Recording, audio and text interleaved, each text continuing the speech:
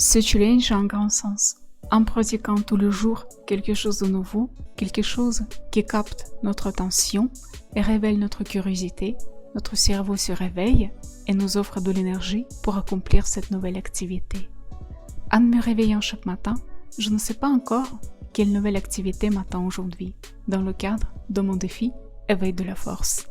Alors, ma curiosité est sollicitée et déjà dès le matin, j'ai plein d'idées concernant ce que je pourrais tester ce jour. Ce matin, lundi 6 décembre, j'ai envie de pratiquer du Feng Shui. Qu'est-ce que c'est? Un mot si joli. Qu'est-ce que cela pourrait signifier? C'est un mot d'origine chinoise. Le Feng Shui est un art d'harmoniser l'énergie d'un espace afin de favoriser le bien-être, la santé et la prospérité de ses occupants.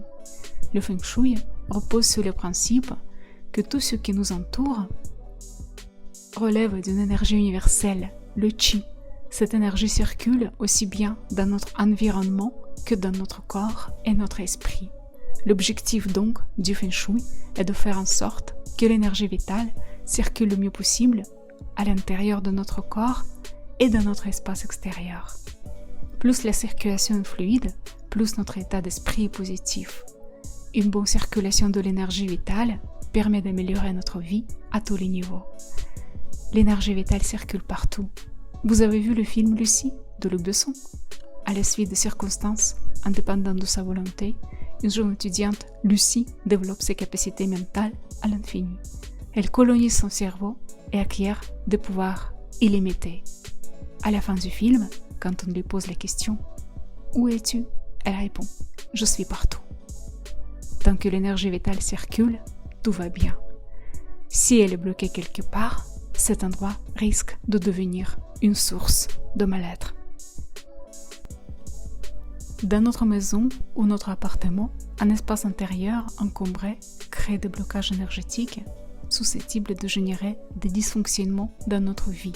La première étape du Feng Shui consiste donc à nettoyer et arranger notre intérieur en profondeur afin de renouveler l'énergie.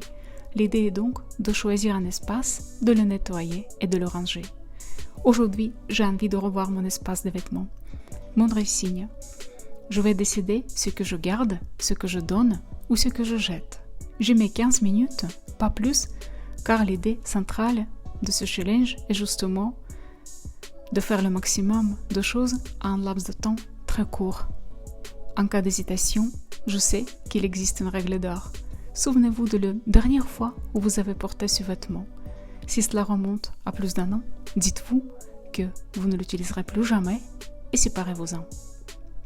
Connaissez-vous le phénomène qui s'appelle l'effet du papillon?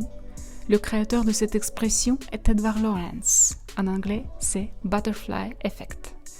Dans son idée, cela signifie une chaîne d'événements qui se suivent les uns les autres et dont le précédent influe sur le suivant. Ainsi, on part d'un événement insignifiant au début de la chaîne pour arriver à une chose énorme à la fin. Comme on dit, le battement d'ailes d'un papillon au Brésil peut provoquer une tornade au Texas. J'imagine que je range mon dessin pendant 15 minutes et cette simple action va m'offrir un énorme changement positif dans ma vie.